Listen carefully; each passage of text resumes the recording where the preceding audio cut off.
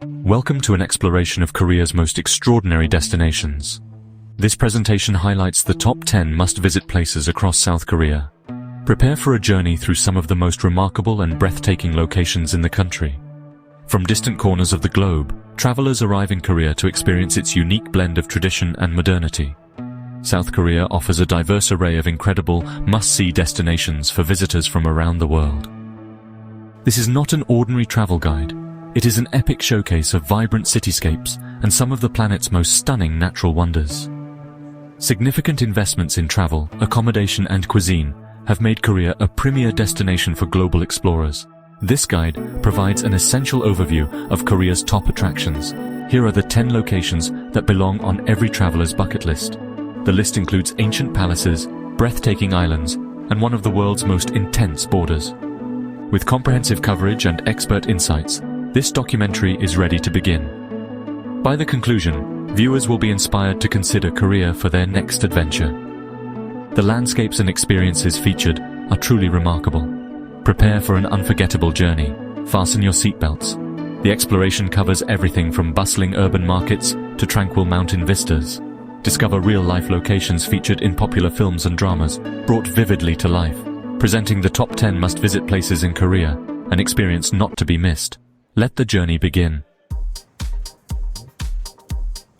Kicking off our countdown at number 10, we are in the absolute beast of a city, Seoul. This is the capital of South Korea, and guys, it is on another level. Look at this. We have massive, futuristic skyscrapers touching the clouds right next to ancient palaces that are hundreds and hundreds of years old. The energy here is insane. It feels like the city is alive 24/7. You can be shopping at 3 in the morning, eating some of the best food of your life from a street cart, and then turn a corner and find a quiet, peaceful temple. It's the craziest mix of old and new I have ever seen. We spent our first day just trying to take it all in. We climbed Seoul Tower for the most insane panoramic view of the entire city. It literally stretches as far as you can see. Then we explored Gyeongbokgung Palace, and it felt like we traveled back in time. You have to see this place to believe it.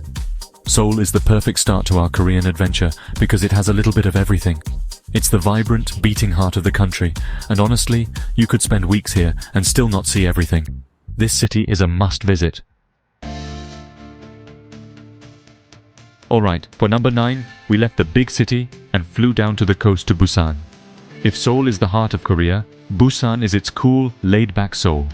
This place is famous for its incredible beaches, and let me tell you, they do not disappoint. We're here at Haeundae Beach, and it is absolutely massive. The sand is perfect, the water is beautiful, and the entire vibe is just electric. There are people everywhere, music playing, and skyscrapers lining the entire coast. It's like Miami meets Asia, and it is awesome. But Busan is so much more than just beaches. We went to the Jagalki fish market, which is the biggest fish market in all of Korea. The sights, the sounds, the smells, it's a total sensory overload in the best way possible. We saw sea creatures I didn't even know existed. Then we explored Gamcheon Culture Village, a crazy colorful neighborhood built on the side of a mountain. Every house is painted a different bright color, and the tiny winding alleyways are filled with art. Busan has this amazing vibrant energy that's completely different from Seoul, and it's easily one of the coolest spots in the country. Get ready, because for number 8, we are heading to an actual paradise. Welcome to Jeju Island. This place is known as the Hawaii of Korea, and I can totally see why. It's a volcanic island, which means the landscapes here are unlike anything else in the world. We're talking massive lava tubes you can walk through, stunning waterfalls that flow directly into the ocean, and a giant volcano crater, Seongsan Ilchulbong, that you can hike to the top of for the most insane sunrise view of your life. We woke up at 4 in the morning for that hike, and it was 100% worth it. Jeju isn't just about the nature though. It has its own unique culture that's completely different from the mainland. They have these famous haenyeo, who are female divers, many of them grandmothers, who dive for seafood without any breathing gear. We got to see them in action, and it was one of the most incredible things I've ever witnessed. They are legends. From the black sand beaches to the quirky museums and delicious black pork barbecue, Jeju Island is a world of its own. It's a magical place that feels wild, beautiful, and completely unforgettable. For number 7, we are literally stepping back in time.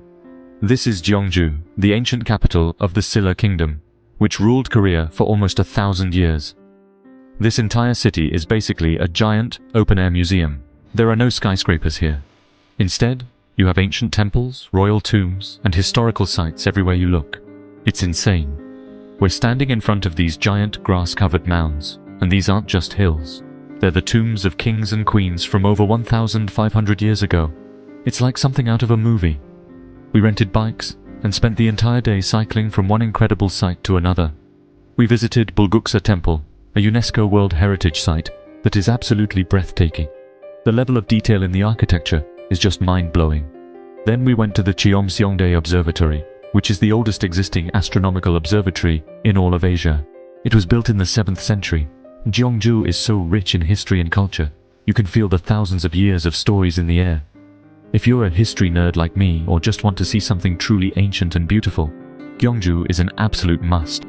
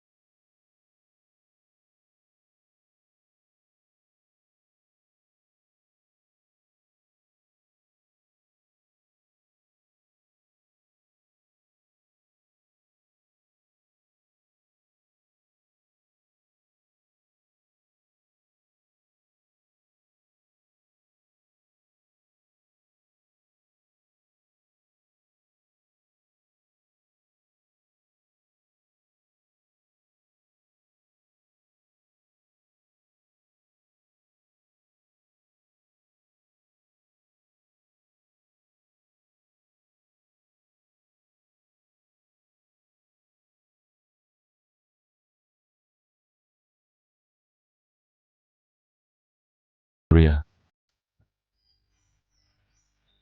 Coming in at number 5 is a place that looks like it was pulled straight out of a fairy tale. This is Nami Island. This tiny, half-moon-shaped island is famous for one thing: its stunningly beautiful tree-lined paths. No matter what season you visit, it looks absolutely perfect. We're here in the autumn, and the colors are insane. Bright yellows, oranges, and reds everywhere. This place became super famous after being featured in a popular K-drama, and now it's known as one of the most romantic spots in all of Korea. You have to take a ferry to get here, which just adds to the adventure. Once you're on the island, there are no cars allowed, so everyone just walks or rents bikes. It's so peaceful. We spent hours just wandering through the different paths, like the famous Metasequoia Lane. It feels like you're the main character in a movie. There are also art installations, cute cafes, and even ostriches just roaming around. Nami Island is a perfect picturesque escape from the hustle and bustle, and it's a spot that will make you feel like you're in a dream. Alright guys, things are about to get serious. For our number 4 spot, we are visiting one of the most intense and historically significant places on the entire planet, the DMZ, or the Demilitarized Zone. This is the border buffer zone between North and South Korea, and standing here is an experience I will never forget. The tension in the air is real. You can feel the history and the conflict. We took a guided tour, which is the only way you can visit, and it was absolutely surreal. We even went into the third infiltration tunnel, an invasion tunnel dug by North Korea that was discovered in the 70s. From the Dora Observatory, you can literally look through binoculars and see into North Korea. We saw a North Korean propaganda village and soldiers on the other side. It's mind-blowing to be standing in a place that is so central to modern world history. It's not a typical tourist spot. It's not about fun. It's about understanding. It's a sobering, powerful, and incredibly educational experience. Visiting the DMZ gives you a perspective that you just can't get from reading a book or watching the news. It is, without a doubt, one of the most unique places you can visit in the world. After the intensity of the DMZ, we needed some nature. And for number 3, we have found the most epic nature spot in all of Korea, Seoraksan National Park. This place is absolutely breathtaking. The name Seoraksan means Snowy Peaks Mountain, and these jagged rocky peaks look like something out of an epic fantasy movie.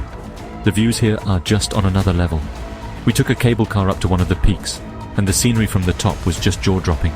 You can see for miles and miles with layers of mountains stretching out to the horizon.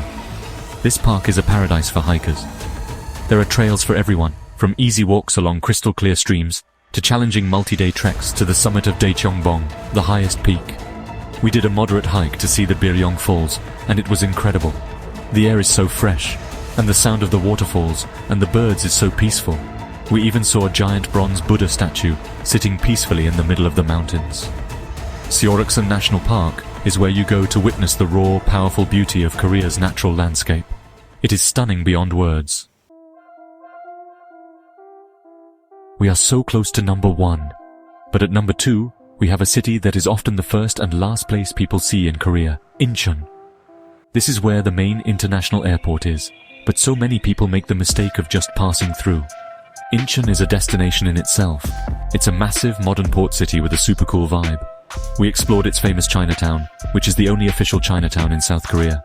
The gates, the decorations, the food, it feels like you've been transported to another country within the city.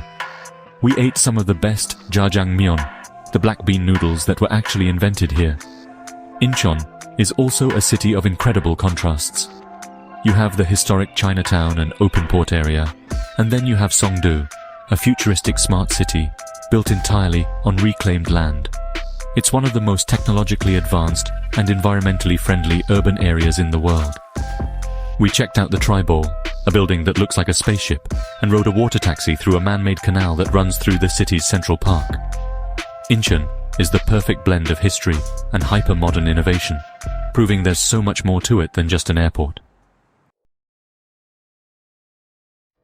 And here we are, the number 1 must-visit place in all of Korea. After seeing everything from futuristic cities to ancient tombs, the top spot goes to Bukchon Hanok village in Seoul. This place is pure magic. It's a residential neighborhood, but it's filled with hundreds of traditional Korean houses, or hanoks, that are perfectly preserved. Walking through these charming, narrow, winding streets, with the beautiful tiled roofs and wooden architecture, feels like you've discovered a hidden, peaceful world, right in the middle of the bustling capital city. What makes this place number 1 is the view. When you climb to the top of the hill in the village, you get the most incredible photo op in all of Korea. You see the beautiful, traditional hanok roofs in the foreground, and then right behind them, the modern skyscrapers of downtown Seoul rise up in the background. It's the perfect picture of Korea's identity, a deep respect for its history, living in perfect harmony with its cutting-edge future. It's quiet, it's beautiful, and it perfectly captures the spirit of this entire country in one single view. Bukchon Hanok village is, without a doubt, the most special place we visited.